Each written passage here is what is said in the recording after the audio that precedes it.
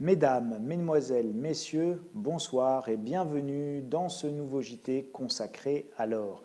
Directement, attaquons cette semaine un article assez intéressant dans Capital parce que c'est rare que la grande presse, la presse qu'on appelle mainstream, c'est-à-dire les grands médias parlent de façon favorable de l'or et là c'est le cas cette fois-ci avec cet article intitulé L'or, un placement incontournable en été. Donc peut-être que certains l'ont déjà remarqué, que d'autres n'y avaient pas fait attention.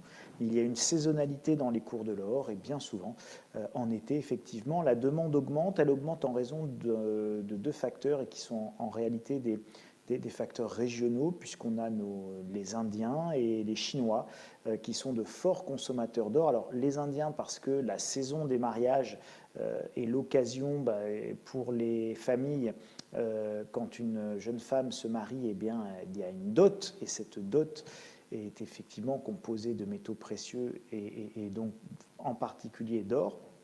Et puis en Chine, eh bien, c'est les fêtes chinoises, la saison des festivals, etc., qui va faire que la demande en métaux précieux structurellement augmente en fonction de cette saisonnalité-là. Donc les mois d'été, généralement, sont assez favorables au métal jaune, en dehors de tout aspect qui va être des aspects, je dirais, de géopolitique qui vont amener effectivement à une éventuelle hausse de l'or, même si traditionnellement, on a remarqué également que souvent, l'été, il se passe des ruptures géopolitiques, souvenez-vous, guerre du Golfe en 90-91, etc., etc. Donc très souvent, c'était l'invasion du Koweït par l'Irak. Bon, très régulièrement, vous avez lors des mois d'été des ruptures géopolitiques qui viennent également faire pousser les cours de l'or. Voilà pour cette information que je voulais partager avec vous.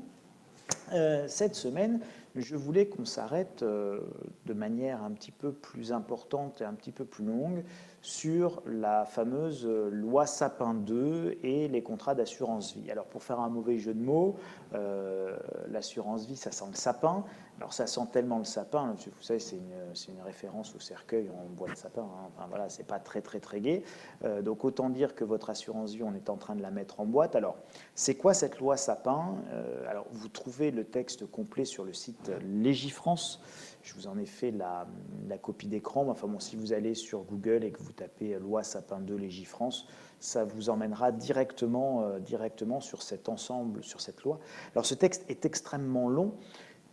Et c'est un texte qui est totalement fourre-tout. Hein, c'est-à-dire, vous verrez dans les thématiques qui sont abordées là sur le côté, vous avez la table des matières, donc vous avez plein de thématiques qui sont abordées dans cette loi. Il y a de tout et n'importe quoi, mais dedans c'est glissé une partie très importante pour évidemment les investisseurs et les épargnants, qui est la partie qui concerne le blocage des contrats d'assurance vie en cas de problème. Alors quel est le problème? Alors le problème, il n'est pas défini, on le connaît tous le problème, hein. C'est notamment un cas de remontée très brutale des taux d'intérêt et donc de krach obligataire. En gros, les contrats d'assurance vie, notamment en fonds euros, sont remplis d'obligations. Une obligation, c'est quoi? C'est un crédit. C'est-à-dire que le rendement que vous obtenez de votre contrat d'assurance vie, il est lié à quoi? Il est lié au fait que vous avez fait une opération économique sans forcément le savoir, c'est-à-dire que votre épargne a été transformée en crédit et donc vous avez prêté votre argent en réalité notamment à un État, alors bien souvent l'État français. Et donc c'est l'État français qui paye votre rendement et le taux d'intérêt. Et donc si demain l'État français fait faillite, eh bien il ne paiera plus ni le taux d'intérêt, ni ne vous remboursera ce que vous lui avez prêté, donc votre contrat d'assurance vie potentiellement vaut zéro. Mais ça, on parle là d'un cas extrême. Dans un cas moins extrême, simplement de grandes remontées des taux d'intérêt, vous comprenez bien que si vous avez des obligations, c'est-à-dire que vous avez fait des crédits sur 10 ans ou sur 20 ans à l'État français à un taux de 0,5%, et qu'aujourd'hui, celui qui place, il peut avoir du 5%, eh bien très naturellement, tous ceux qui ont des crédits, ou qui ont fait des crédits, qui ont fait des placements qui rapportent 0,5%, ils vont essayer d'en sortir pour avoir droit aux nouveaux taux qui, eux, rapportent 5%. Donc évidemment, quand tout le monde veut sortir en même temps et que les portes ne sont pas très très larges, eh bien on a un gros mouvement de panique, on a un gros mouvement de foule et puis tout le monde se piétine à la sortie. Et donc, pour éviter ce mouvement de panique, officiellement, on vous met la loi Sapin 2, hop, en cas de problème, on va bloquer les contrats d'assurance vie. Alors, on va bloquer tous les retraits, les rachats, les arbitrages, enfin bon, toutes les opérations que l'on peut faire sur un contrat d'assurance vie. On va vous bloquer ça pendant 3 mois.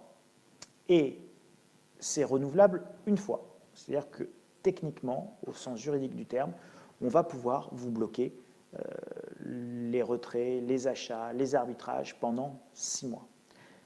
Il y a eu un recours qui a été déposé, un amendement, tout ça, ça a été revu et corrigé, et donc ça doit être 6 mois. Le blocage ne peut pas durer plus de 6 mois consécutifs. Alors, le diable se cache dans les détails. Si je ne vous bloque pas pendant 6 mois, mais que, si je vous bloque pendant 6 mois consécutifs, la loi va dire pendant 6 mois consécutifs, vous pouvez être bloqué. Mais après, il va falloir que pendant, mettons, 24 heures ou 48 heures, effectivement, vous ayez la possibilité de faire des opérations sur vos contrats d'assurance vie, et puis on peut rebloquer 24 heures après ou 48 heures après. Dans ce laps de temps de 24 à 48 heures, mais même si on laissait une semaine, le temps que vous soyez informé que les contrats ne sont plus bloqués, le temps que vous puissiez envoyer ou prendre rendez-vous avec votre banquier ou votre assureur, que vous fassiez les documents, que les documents soient renvoyés au service qui va s'occuper de blablabla, blablabla, vous avez déjà tout un tas d'aspects matériels pour réaliser une transaction, et ces aspects matériels prennent du temps.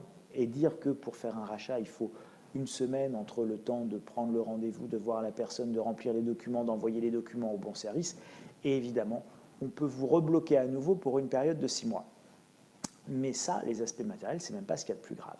Il y a un autre piège très important, et ça, c'est une information que vous devez partager autour de vous, aussi bien pour des raisons de protection patrimoniale, c'est-à-dire que, attention, dans la loi Sapin 2, voilà quel type de problème ça pourrait poser, que simplement dans une optique de placement sur un contrat d'assurance vie. Celui qui veut aujourd'hui placer sur un contrat d'assurance vie, il a le droit, il peut y avoir des bonnes raisons de le faire, on y reviendra peut-être un jour, ce n'est pas l'objet, mais il peut notamment, quand il s'agit de préparer une succession en ligne indirecte, le contrat d'assurance vie peut rester un bon outil de placement.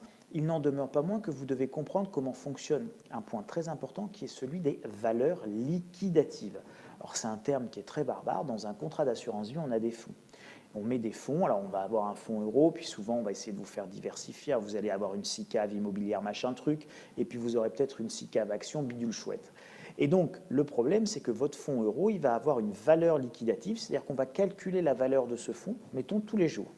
Donc tous les jours, vous avez une valeur liquidative, donc on est capable tous les jours de calculer la valeur de la part, et puis comme vous, en tant qu'épargnant, vous détenez X parts du fonds machin chouette, eh bien, ça vous fait tant de valeur à tel jour, et donc on est capable de vous rembourser le bon montant. Le problème, c'est que toutes les valeurs liquidatives ne sont pas forcément du tout quotidiennes. Vous avez des valeurs liquidatives qui sont quotidiennes, puis vous avez des valeurs liquidatives qui peuvent être hebdomadaires, d'autres valeurs liquidatives qui peuvent être mensuelles, et d'autres qui peuvent être trimestrielles. Imaginez que vous fassiez un rachat et vous ne spécifiez pas à votre banquier ou à votre assureur que le rachat que vous voulez faire porte uniquement sur le fonds euro. Non, c'est en gros, vous retirez 10 000 euros, et donc ces 10 000 euros, vous avez 3 fonds, il va les impacter obligatoirement sur, au prorata sur les 3 fonds que vous détenez, donc à un tiers, un tiers, un tiers. Et donc, il vous donnera 3 333 euros du fonds euro, 3 333,33 euros de votre SICAV immobilière, et puis 3 333 euros de votre placement en action, machin chouette. Bon. Le problème, c'est que le premier va avoir une valeur liquidative quotidienne. OK, donc aujourd'hui, je peux vous faire le calcul, ça fait tant.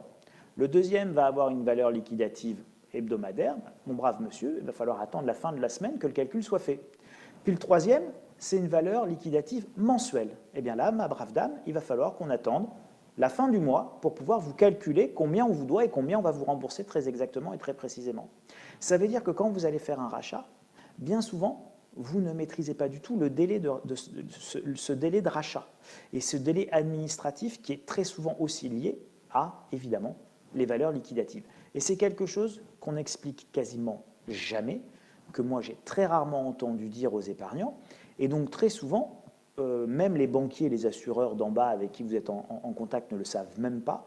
Et donc, ils vous traînent dans des délais qui sont importants. Ils ne savent même pas pourquoi ces délais sont importants. Ils pensent que c'est un service en haut au siège qui fait n'importe quoi ou qui ne fait pas son travail. Alors, ils n'osent pas trop vous le dire. Hey, ça va venir, ça va venir, ça va venir. Et puis, vous attendez un mois ou un mois et demi que vos fonds ils arrivent.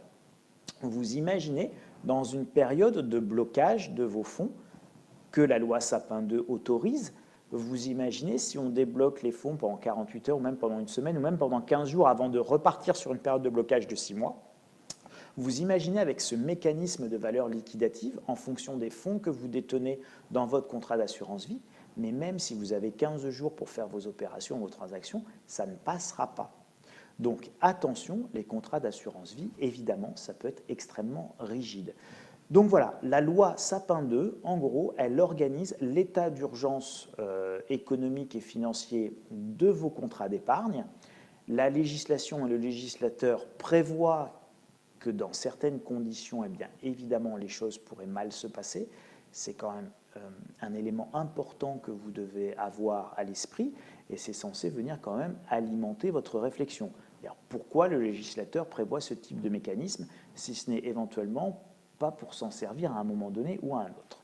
Voilà, donc ça, c'est quelque chose d'important à avoir en tête. Allez lire la loi Sapin 2, vous allez voir votre épargne après de manière radicalement différente et totalement différente, surtout qu'en plus, les contrats d'assurance vie rapportent de moins en moins, on y reviendra un jour. On va passer à l'article suivant, donc toujours on reste dans cette idée de loi Sapin 2, donc je ne suis pas le seul à en parler évidemment.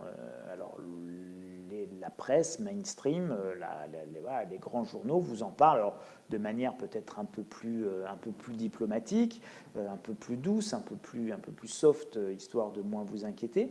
Et donc Capital, toujours le magazine Capital, a fait un article intitulé « Assurance vie, comment ne pas risquer le blocage des avoirs par le gouvernement ». Alors là, pour le coup, objectivement, le titre est quand même plutôt clair. Donc ça va bien dans la logique que je viens de vous exprimer, sauf que la réponse qu'apporte Capital, on va la voir sur la diapositive suivante, qui est la solution miracle des contrats d'assurance vie luxembourgeois. Donc en gros, pour ne pas être bloqué sur un contrat d'assurance vie en France, par blocage qui serait la conséquence de cette nouvelle loi Sapin 2, eh bien, rien de plus simple, mes chers amis, ouvrez un contrat d'assurance vie dans un pays voisin, très proche du nôtre, en l'occurrence le Luxembourg, qui est accessoirement un petit paradis fiscal assez extraordinaire pour les grands groupes et pas pour vous. Car si vous ouvrez un contrat d'assurance vie au Luxembourg, vous n'aurez pas d'avantages fiscaux particuliers. Vous êtes un résident français, je parle bien si vous êtes un résident français, enfin bon, a priori, si c'est juste pour éviter le blocage de votre contrat d'assurance vie en France lié aux conséquences éventuelles de la loi Sapin 2, vous n'avez pas forcément pour projet d'immigrer et de vous installer au Petit-Duché du Luxembourg. D'accord ? Donc, vous avez votre vie ici, vous êtes résident français, épargnant français, mais simplement vous dites, bah, tiens, si j'ouvrais un contrat d'assurance vie selon les bons conseils du magazine Capital au Luxembourg, comme ça, moi, mon contrat, il ne sera pas bloqué. Alors, c'est à la fois vrai et faux. C'est-à-dire qu'évidemment, au moment où nous parlons, il n'y a pas de loi Sapin 2 au Luxembourg. Ça ne veut pas dire que, sous prétexte qu'il y ait une loi Sapin 2 en France aujourd'hui, mais qu'il n'y en ait pas au Luxembourg, actuellement, il n'y en ait pas demain. Et je vais même vous dire, il est fort probable qu'il y ait l'équivalent d'une loi Sapin 2. Alors ça ne s'appellera pas la loi Sapin 2, ça s'appellera peut-être la loi Juncker 1, puisqu'on est au Luxembourg, mais il est fort probable qu'il y ait la même loi au Luxembourg. Et la logique, elle est très simple, elle est évidente. Mon analyse, elle est la suivante. Les mêmes causes produisent les mêmes effets, que vous soyez en France, en Europe, en Espagne, en Italie. Bon. Et les causes, c'est quoi ? Les causes potentielles d'un mouvement de panique sur vos contrats d'assurance vie, encore une fois, c'est le krach obligataire, c'est-à-dire l'augmentation des taux d'intérêt qui fait que tous ceux qui ont des obligations qui ne rapportent pas grand-chose ont envie d'en sortir pour avoir les bons placements. Et donc, vous avez les mêmes types d'obligations au Luxembourg, en France, en Allemagne, en Italie, au même moment. Les taux d'intérêt sont bas pour tout le monde, pour les Français, les Luxembourgeois, les Allemands ou les Italiens. les taux d'intérêt sont les mêmes pour tout le monde. Et si les taux d'intérêt remontent, ils remonteront pour tout le monde. Alors après, avec des variations, etc., etc. Mais quand le mouvement, lui, sera identique. C'est-à-dire que les conséquences de ces mouvements seront également identiques en France comme au Luxembourg. Donc déjà, sur ce point-là, je pense encore une fois que les mêmes causes produisant les mêmes effets, le fait d'aller au Luxembourg mettre son contrat d'assurance vie, c'est une fausse bonne idée. C'est une fausse bonne idée, d'autant plus, si vous voulez, que ce sont généralement des contrats qui sont assez onéreux et qui nécessitent des mises de fonds relativement importantes. Là, les premiers éléments qui sont donnés par Capital, là, ils disent c'est 50 000 euros. Donc, évidemment, ce sont des montants qui sont importants en termes de mise de départ pour des contrats qui ne vont pas avoir des performances meilleures, ils vont juste avoir un seul intérêt, c'est qu'ils ne sont pas localisés en France, ils sont localisés au Luxembourg. Et ça va entraîner des complexités dans votre patrimoine. Donc, c'est une excellente idée si jamais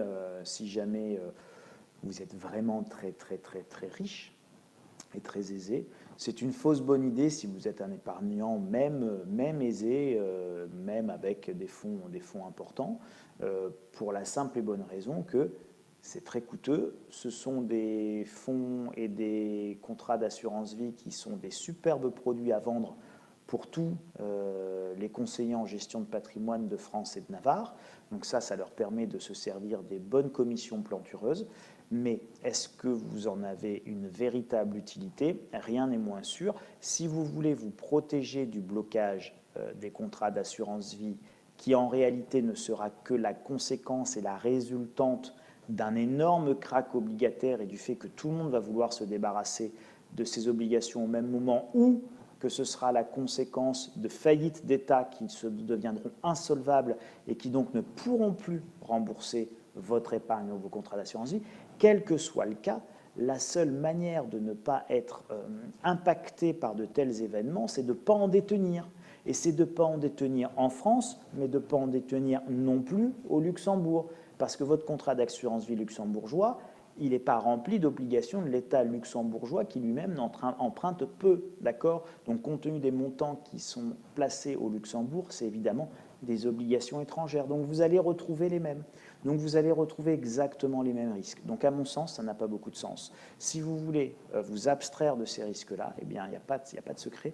Il faut vous débancariser, il faut migrer vers des actifs tangibles, il faut migrer vers d'autres devises et vers d'autres monnaies. Enfin, tous ceux qui veulent des conseils, ils peuvent se reporter à ma lettre, évidemment, stratégie dans laquelle j'aborde toutes ces différentes manières de protéger son patrimoine et comment articuler tout ça au mieux. On va donc conclure ce JT toujours par nos sempiternels graphiques. Donc, juste en incrustation d'écran, normalement, je vous remettrai que les 2 graphiques du jour. Là, j'ai laissé les graphiques anciens. Mais l'idée, en fait, c'était de pouvoir vous permettre de suivre l'évolution graphique justement de semaine en semaine et puis qu'on puisse comparer tout ça. Donc n'hésitez pas, je ne pourrais pas les accumuler parce qu'il va y arriver à un moment donné, on va passer 2h30 pour passer tous les graphiques d'il y a 15 semaines, etc., etc. Donc à un moment donné, je vais être obligé de raccourcir. Donc n'hésitez pas, si vous voulez avoir une vision plus grande, à vous reporter aux vidéos précédentes, évidemment sur la chaîne YouTube, ce qui vous permettra d'avoir tout l'historique. Donc là, ce premier graphique, c'était celui du 12 mai.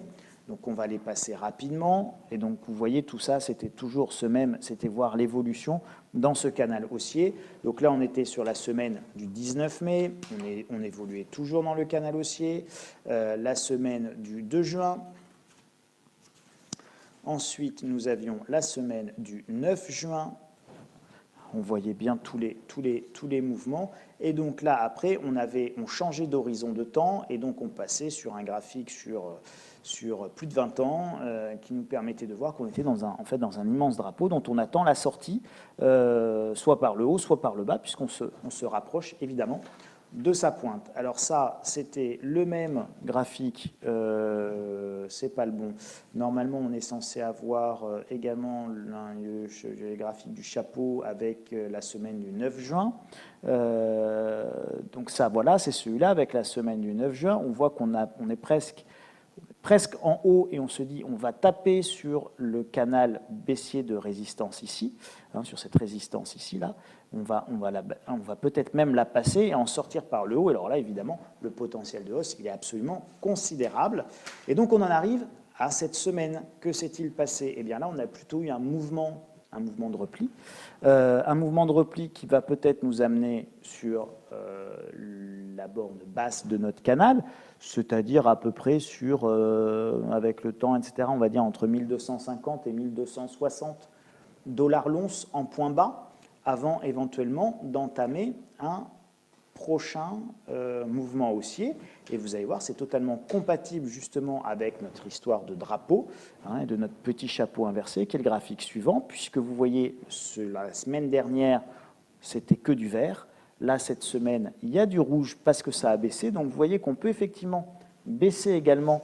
On a encore un petit potentiel de baisse sans que ça ne remette en cause ni une sortie haussière, ni d'ailleurs une sortie baissière. En gros, tout est encore ouvert, donc on va continuer a priori pendant au moins quelques jours et quelques semaines à évoluer d'abord dans notre canal haussier, plutôt aller vers le bas, puis envisager un rebond, ce qui veut dire que là on va plutôt aller tester la borne basse avant d'envisager un rebond qui là, cet été et au courant de l'été, peut-être nous permettra notamment et en fonction de la demande soutenue chinoise et indienne et aussi en fonction peut-être d'un événement géopolitique qu'on ne connaît pas encore, mais qui, mon petit doigt me le dit, ne manquera pas sans doute de se produire au cœur de l'été, peut-être même au mois d'août, comme l'histoire l'a déjà montré, nous permettre effectivement une sortie par le haut, aussi bien de ce drapeau que de notre canal